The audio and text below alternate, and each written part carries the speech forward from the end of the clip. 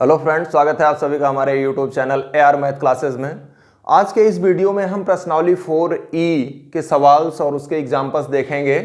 तो 4E में समीकरण को सूत्र द्वारा कैसे हल करते हैं इसको हम देखेंगे, लेकिन उसके पहले सूत्र कैसे प्राप्त हुआ है वो आपके लिए ज़्यादा इम्पॉर्टेंट है, क्योंकि अगर आपको ये पता चला कि सूत्र कैसे और कहाँ से प्राप्त हुआ तो आपके लिए सवाल बहुत ही आसान है। पिछले प्रश्नावली 4D में आपने पढ़ा कि पूर्ण वर्ग बनाकर समीकरण को कैसे हल करते हैं, लेकिन अब उससे आसान तरीका है आपका सूत्र द्वारा समीकरण को कैसे हल करते हैं। तो सूत्र निकालने की दो विधियां हैं। एक विधि है सिरधराचार्य विधि और एक विधि है उमर खयाम विधि। दोनों लगभग बराबर हैं, एक ही तरीके से निकाली गई हैं, पूर्ण वर्ग बनाया गया है, बस थोड़ा सा डिफरेंस है। आपको दोनों विधियां हम एक साथ बताते हैं, आप इसको बढ़िया से कम एक दो बार वॉच करिए, जब तक ना समझ में आ जाए तब तक आप आगे मत बढ़िए। और जैसे ही सूत्र आपको निकालना आ गया, फिर इस प्रश्नावली के जितने भी सवाल हैं उसको आप एक सवाल जैसा 2 मिनट के अंदर ही आप आसानी से हल कर लेंगे। तो जैसे कोई द्विघात समीकरण त्रिपदी व्यंजक है जो ax² + bx + c = 0, यही समीकरण है। इसको हम पूर्ण वर्ग बनाते हैं एक सिरधराचार्य विधि से और दूसरा इसी को बनाते हैं उमर खयाम विधि से, ax² + bx + c। देखिए, पूर्ण वर्ग बनाने का जो बेसिक फंडा यही है कि किसी भी समीकरण का पहला पद जो होना चाहिए वो पूर्ण वर्ग होना चाहिए। यहाँ a² तो पूर्ण वर्ग है, लेकिन a किसी ऐसी संख्या का वर्ग नहीं है कि जिसका वर्ग करें a आ जाए। तो आप जानते हैं कि किसी भी समीकरण में किसी अचर से भाग देने या गुणा करने पर समीकरण के मान में कोई परिवर्तन नहीं होता है। अगर यहाँ a² होता तो ax पूर्ण वर्ग हो जाता। तो एक काम करते हैं कि इसको पूर्ण वर्ग बनाने के लिए हम a से गुणा कर देते हैं। तो a का गुणा इसमें करेंगे तो ये हो जाएगा a² x² + abx + ac = 0। आप लिखेंगे समीकरण में a से गुणा करने पर। हमने गुणा क्यों किया? क्योंकि आपको पूर्ण वर्ग बनाना है तो आपका पहला पद वर्ग होना चाहिए, यानी पहले पद को वर्गमूल के वर्ग के रूप में लिखा जा सके। यही उमर खयाम ने क्या किया कि इसको गुणा नहीं किया बल्कि a से पूरे में भाग दे दिया। तो आप लिखेंगे समीकरण में a से भाग देने पर जब आप a से भाग देंगे तो ax² में a से भाग देंगे तो क्या बचेगा? x² + b/a × x + c/a = 0। 0 में भाग देंगे तो यही बचेगा। देखिए, दोनों वही है कि पहला पद पूर्ण वर्ग होना चाहिए। उमर खयाम ने क्या किया? a से भाग दे दिया। जो अचर पद था, जो डिस्टर्ब कर रहा था, उमर खयाम ने उस भाग देकर के उसे निकाल दिया। देखिए, x² को अकेले कर दिया। और सिरधराचार्य ने क्या किया कि भाई a ही डिस्टर्ब कर रहा था। इन्होंने कहा कि भाई a पूर्ण वर्ग नहीं है, हम पूरे समीकरण में a से गुणा करते हैं, पूर्ण वर्ग बन जाता है। अब ये या होगा, आप ध्यान देखिए, कोई अंतर नहीं है, दोनों का लक्ष्य क्या था कि पूर्ण वर्ग बना लेना। तो अब ये हो जाएगा ax² प्लस जो तरीका आपको मालूम है 2 × a की जगह ax। अब आप इतने को ही लिख रहे हैं तो आप क्या करेंगे? abx में 2ax से भाग दीजिए, x कट गया, a से कट गया, क्या बचा? b/2। तो यहाँ क्या होगा? b/2। और पूर्ण वर्ग बनाने के लिए यही जो आता है गुणा, उसी का वर्ग जोड़ते हैं फिर घटाते हैं। ये होगा b/2 का होल स्क्वायर। आपने इतना जोड़ा तो घटा भी दीजिए, b/2 का होल स्क्वायर और प्लस ac = 0। वहाँ भी कर लीजिए। ये आप लिखेंगे x² + 2 × x। अब आपने b/a x को 2 × x लिखा तो फिर वही होगा b अपान ए एक्स में 2x से भाग दीजिए, x x कैंसिल हो गया, b अपान 2a आएगा, यानी यहाँ b अपान 2a।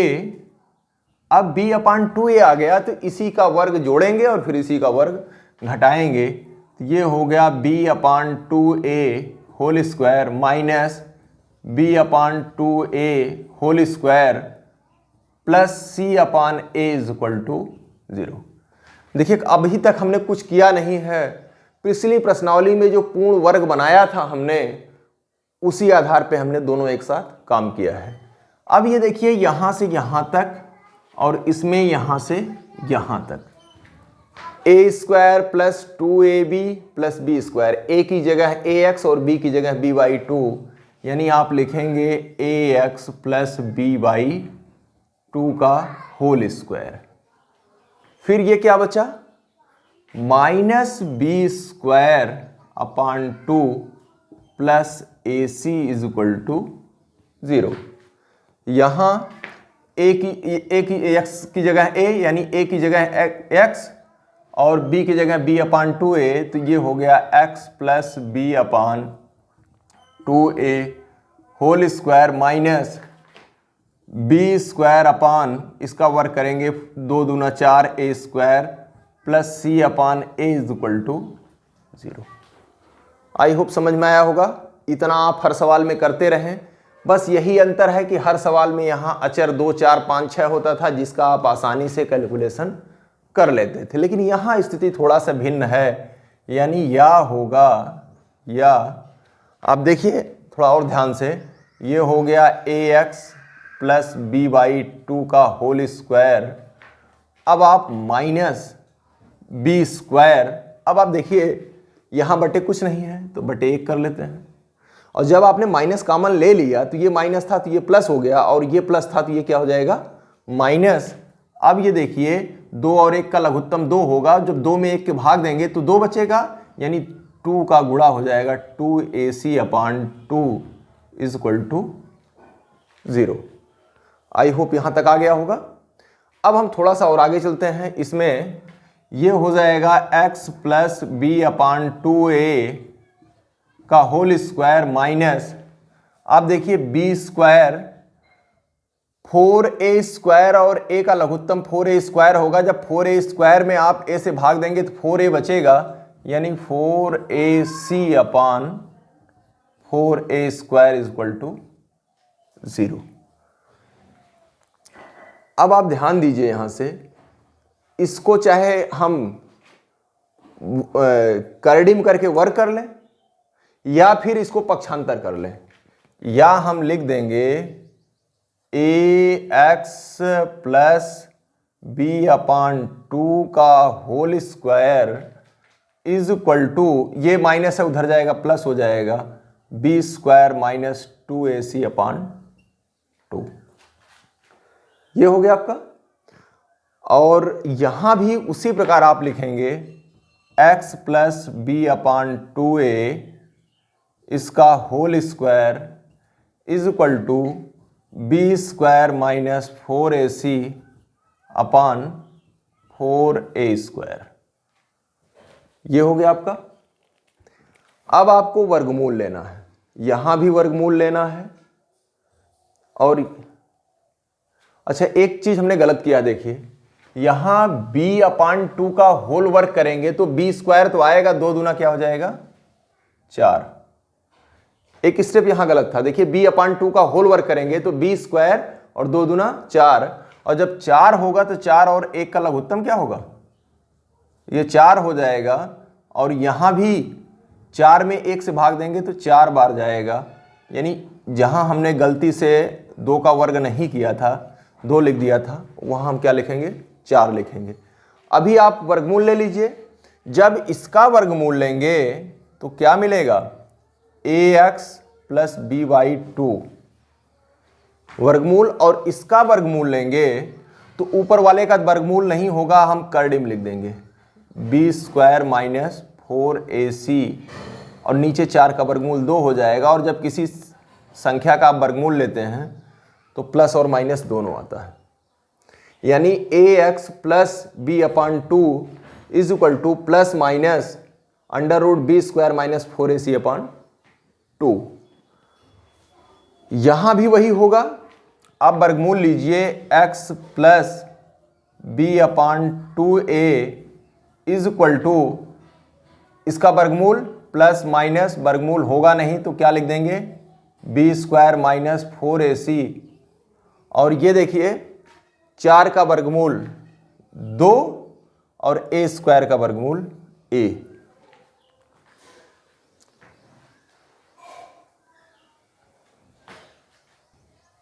तो हमारा लक्ष्य है x का मान प्राप्त करना। यहां देखिए ax है और यहां क्या है x है, तो हमारा लक्ष्य है x का मान प्राप्त करना।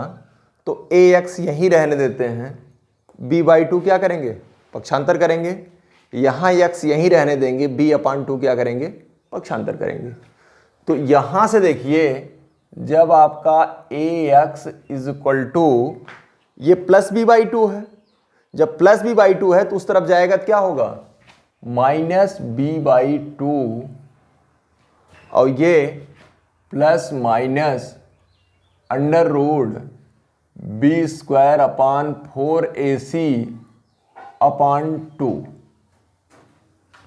देखिए दोनों का हर बराबर है, जब हर बराबर होता है तो भिन्ने अगर जोड़ना है तो जोड़ ली जाती हैं और घटाना है तो घटा ली जाती हैं। यानी ये हो जाएगा आपका minus B plus minus under root B square minus 4ac upon 2।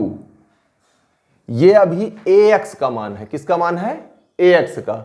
आपको ax नहीं बल्कि x का मान निकालना है, तो जब a इधर आएगा तो a का क्या हो जाएगा गुणा। तो इस प्रकार यही सूत्र है, इसी सूत्र को हम सिरधराचार्य सूत्र भी कहते हैं कि x बराबर minus B plus minus under root B square minus 4ac upon 2a। यहाँ से भी देखिए आप माइनस ये प्लस बी अपॉन 2a पक्षांतर करेंगे तो x इज इक्वल टू क्या होगा माइनस बी अपॉन 2a, और पहले से ही plus minus under root B square minus 4ac upon 2a, या x is equal to minus B plus minus B square minus 4ac upon 2a। यानी सूत्र आपको एक ही मिला है कि अगर ax square plus b x plus c बराबर 0 के रूप का कोई समीकरण है तो वहां जब आप हल करने जाएंगे तो x बराबर माइनस बी मतलब x का गुणांक के minus plus minus under root B square minus 4ac upon 2a, वही यहां भी है x is equal to minus B plus minus under root B square minus 4ac upon 2a। हम इस सूत्र पर कुछ सवाल देखते हैं, लेकिन उसके पहले आप देख लीजिए, ये आपके लिए बहुत ही इंपॉर्टेंट है। अगर आपको नहीं समझ में आ रहा, देखिए कुछ किया नहीं मैंने, यहाँ a से गुणा कर दिया है तो ये पूर्ण वर्ग बनाया है, पूर्ण वर्ग बना करके जैसे आप हल करते हैं वहां से आपने x का मान निकालना है। यहां से हमने क्या किया कि a से भाग दे करके भी पूर्ण वर्ग बनाया है। इस विधि को खयाम विधि कहते हैं और ये सिरधराचार्य विधि है। इस पर कुछ प्रैक्टिस करते हैं। प्रश्नावली 4A के जो सवाल हैं इसमें आपसे कहा गया है कि निम्न समीकरणों के मूल ज्ञात कीजिए। तो जब हमने प्रश्नावली शुरू की थी, चैप्टर शुरू किया था, उसी समय आपको बताया था कि चाहे कहे कि समीकरण को हल कीजिए, चाहे समीकरण से चर के मान ज्ञात कीजिए या समीकरण के मूल ज्ञात कीजिए, तीनों का एक ही मतलब होता है कि चर का मान ज्ञात करना। तो अब ये समीकरण है, इसका आप गुणनखंड कर सकते हैं। एक तरीका तो ये है कि 14 को ऐसे दो भागों में तोड़िए कि गुणा करने पर 18 आ जाए और जोड़ने पर 14 आ जाए, तो काफ़ी मुश्किल है, साधारण तरीके से नहीं हल किया जा सकता। दूसरा तरीका है पूर्ण वर्ग बना दीजिए, पूरे समीकरण में 2 से भाग दे दीजिए, एक्स स्क्वायर 7x धन 9/2, फिर आप हल कर दीजिए। लेकिन इस सवाल में ये पर्टिकुलर कहा है कि आप सूत्र द्वारा समीकरण को हल कीजिए। तो सूत्र द्वारा समीकरण को हल कीजिए तो की तुलना ax square plus bx plus c बराबर 0 से करने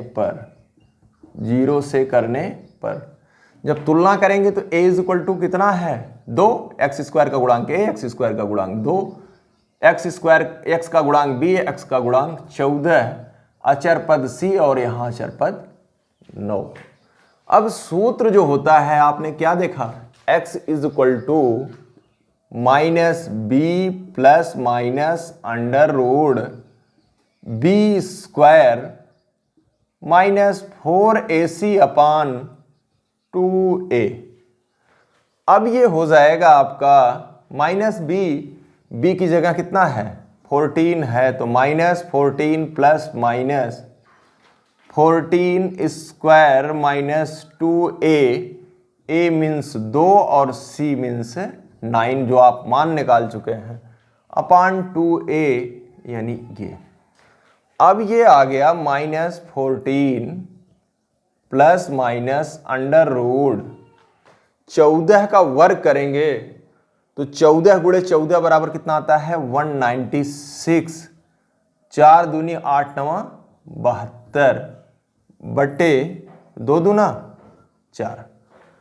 ये बराबर देखिए आपका हो जाएगा x is equal to minus 14। जब 196 में से 72 घटाएंगे तो 6 में से 2 गए 4 और 9 में से 7 गए 2, यानी ये प्लस माइनस पहले तो 4 आएगा फिर 2 आएगा फिर 1 बटे 4।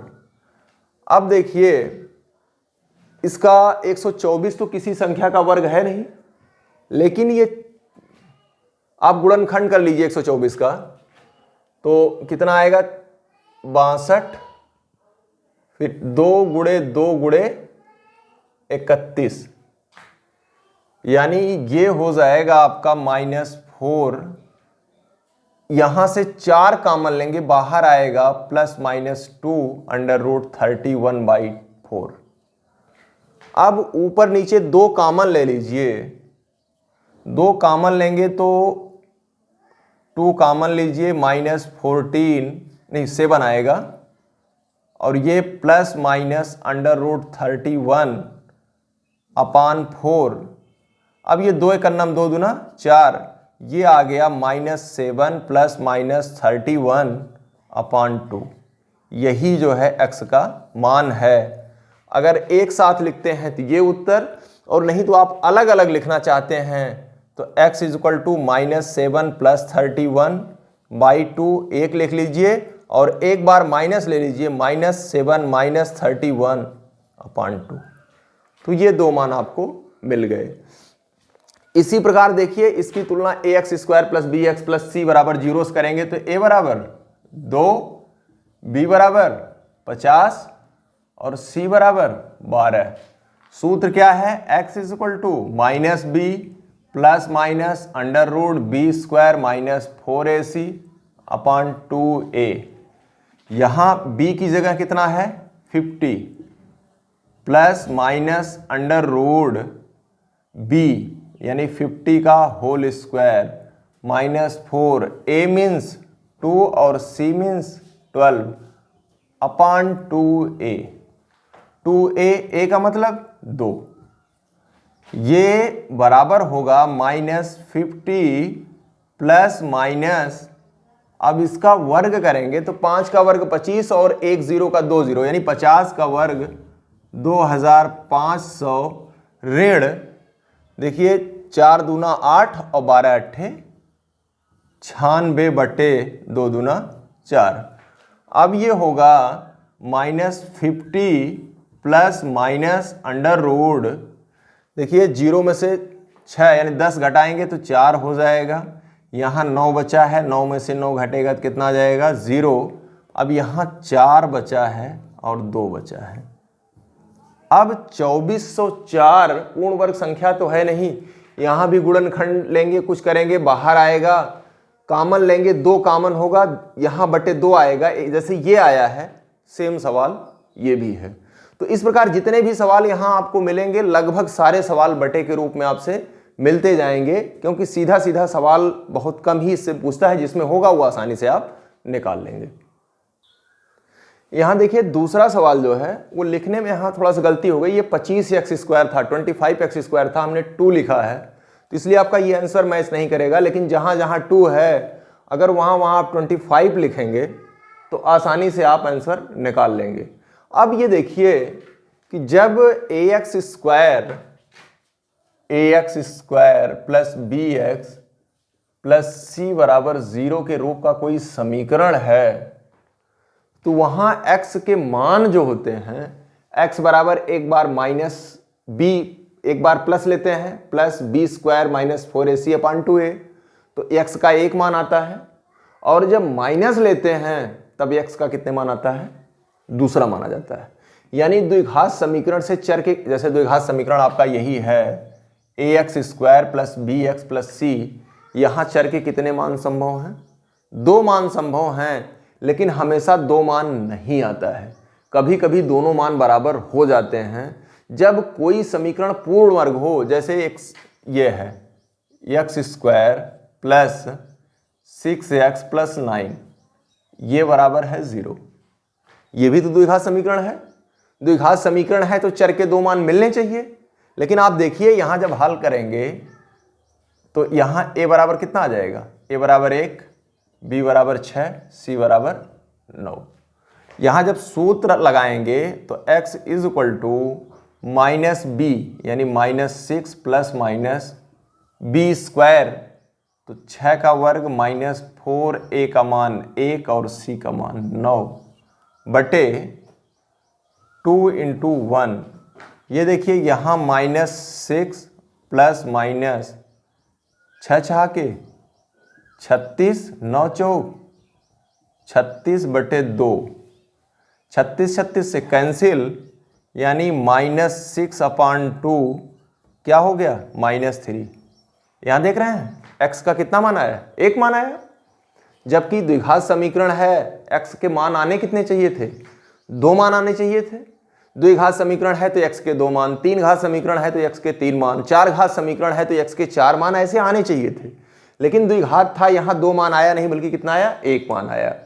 क्यों आया, क्योंकि अलग अलग तब आता था जब ये जो करड़ी में है इसका मान अगर 0 ना होता, 0 के अलावा कोई और मान होता, तब एक बार इसको -6 में जोड़ते, 2 से भाग देते तो अलग मान आता, और एक बार इसका मान एक बार ऋण करते तब भाग देते, तब कुछ अलग मान आता। यानी आपका जो रहस्य है वो b² माइनस 4ac में छुपा हुआ है।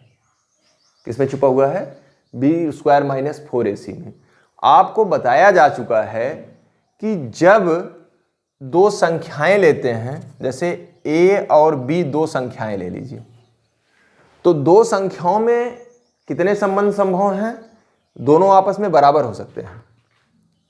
a और b बराबर होंगे। जब a और b बराबर होंगे तो a माइनस b बराबर 0 हो जाएगा। a बड़ा हो सकता है और b छोटा, तो जब a बड़ा है b छोटा है, a में से b घटाएंगे तो पॉजिटिव आएगा, मतलब कुछ भी धनात्मक आएगा। दूसरा होगा a छोटा है b बड़ा है, तब a माइनस b करेंगे, छोटे में से बड़ा घटाएंगे तो क्या आएगा, निगेटिव आएगा।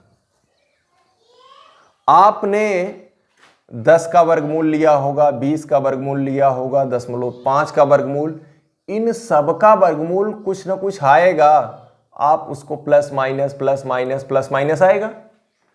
क्या आपने कभी ऋण 1 का वर्गमूल लिया, अरे भाई 1 का वर्गमूल तो 1 आ जाएगा, लेकिन ऋण का वर्गमूल, ऋणात्मक संख्याओं का वर्गमूल नहीं होता है, उसको ऐसे ही लिखते हैं, और उसको लिखते हैं काल्पनिक। क्या लिखते हैं, काल्पनिक या अवास्तविक। क्या लिखते हैं, जहां कहीं भी आपको अंडर रूट माइनस आ जाए, जैसे अंडर√9 हो तब तो वर्गमूल +-3, लेकिन अंडर√-9 हो तब तो मामला फंस गया। 9 का वर्गमूल होगा लेकिन ऋण 1 या ऋण का वर्गमूल नहीं होगा, क्योंकि देखिए जैसे ऋण 4 -4 इंटू -4 ये +16 आ जाएगा, +4 इंटू +4 इक्वल टू +16 आ जाएगा।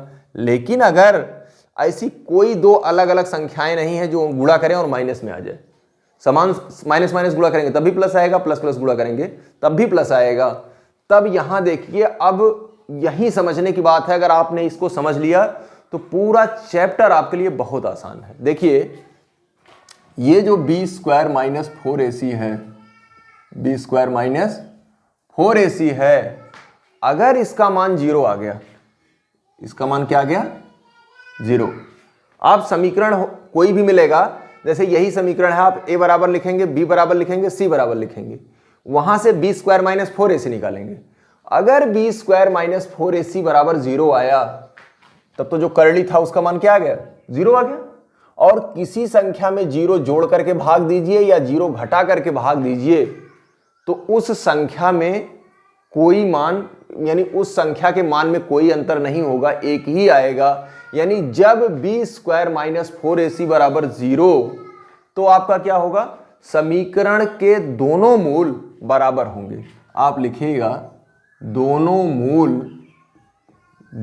मूल वास्तविक एवं बराबर, वास्तविक एवं समान, दोनों मूल वास्तविक एवं समान, ये पहली कंडीशन। आप जो सूत्र है सिरधराचार सूत्र, b² - 4ac का मान निकालिए और इसको रटना भी है। b² - 4ac बराबर 0 है तो आप क्या लिखेंगे, दोनों मूल वास्तविक एवं समान। क्यों? क्योंकि जब इसका मान 0 हो जाएगा, किसी संख्या में 0 जोड़िए चाहे 0 घटाइए, उस संख्या का मान बदलेगा ही नहीं, तो आप लिखेंगे दोनों मूल वास्तविक एवं समान। इसकी दूसरी कंडीशन आ सकती है b² - 4ac, इसका मान 0 से बड़ा हो, 0 से बड़ा हो यानी कोई धनात्मक संख्या है, कोई धनात्मक संख्या आए। जब देखिए इसकी जगह पे कोई धनात्मक संख्या आएगी तब एक बार प्लस करेंगे तो दूसरा, जैसे मान लीजिए 5 आ जाए तो b में एक बार √5 जोड़ेंगे, 2a से भाग देंगे तो मान दूसरा आएगा, और जब एक बार घटाएंगे तो मान दूसरा आएगा। आप लिखिएगा दोनों मूल वास्तविक, दोनों मूल वास्तविक एवं असमान,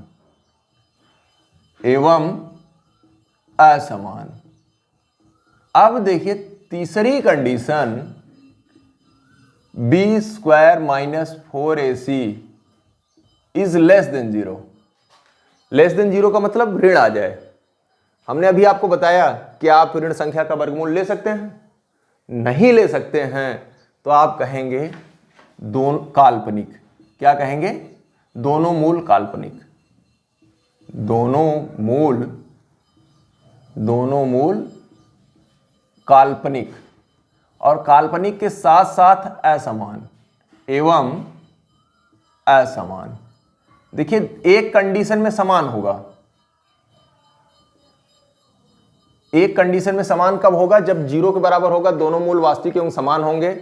अगर 0 से बड़ा होगा दोनों मूल वास्तविक एवं असमान होंगे।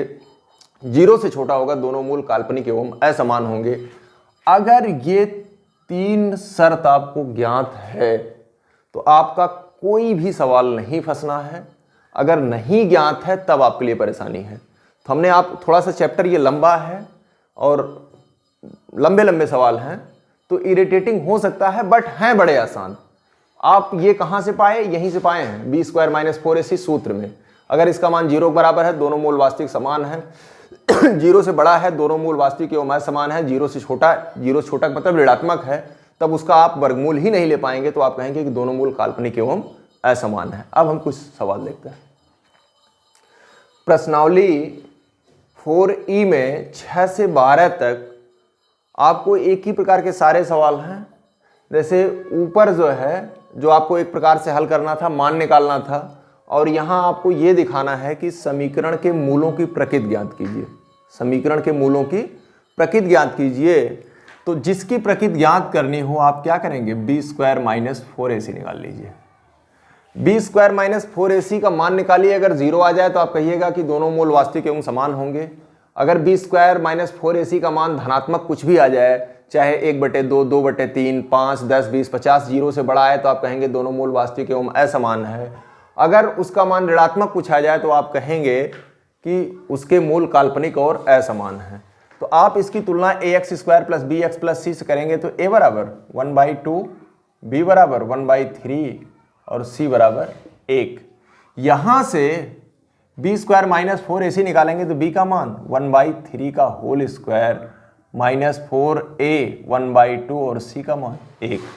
जब आप यहाँ जाएंगे तो 1/9 ऋण 2 × 9 2 दूना 4, तो ये कितना हो जाएगा 2 × 1 × 1 यानी 2 हो जाएगा। और जब 1/9 में से 2 घटाएंगे तो दोनों का लघुत्तम 9। अब यहाँ तो 1 हो जाएगा, 1 में 9 का भाग देंगे तो 9 बार जाएगा, 9 दूनी 18, तो क्या आ गया ऋण 17/9 आ गया। और हम लिखेंगे फिर क्या, अगर ऋण कुछ भी आया तो b² minus 4ac is less than 0। 0 से छोटा है तो आप लिखेंगे दोनों मूल काल्पनिक एवं असमान है। अतः दोनों मूल काल्पनिक एवं असमान है। ये कितना सरल सवाल है। और हाँ, इस b² माइनस 4ac को हम विविक्तकर कहते हैं। जो इसके बाद जो सवाल है उसमें आपसे पूछेगा कि निम्नलिखित सवालों को विविक्तकर निकालिए, तो विविक्तकर का मतलब क्या निकालना है b² माइनस 4ac, यानी इतना आपको कम करना है, बस यही आपका आंसर आ जाएगा। अगर इसी सवाल में कहता कि निम्नलिखित का विविक्तकर निकालिए तो यही जो -17/9 है यही इसका क्या है, विविक्तकर है। आप देखिए इसमें भी अगर केवल पूछे कि विविक्तकर ज्ञात कीजिए तो देखिए a बराबर 3, b बराबर -4√3 और c बराबर 4। अगर केवल विविक्तकर की बात करें तो b² माइनस 4ac निकाल लीजिए, b का मान 4√3 का होल वर्ग माइनस 4, a का मान 3 और c का मान 4। ये देखिए माइनस का वर्ग करेंगे तो प्लस हो जाएगा, 4 चौक 16 48।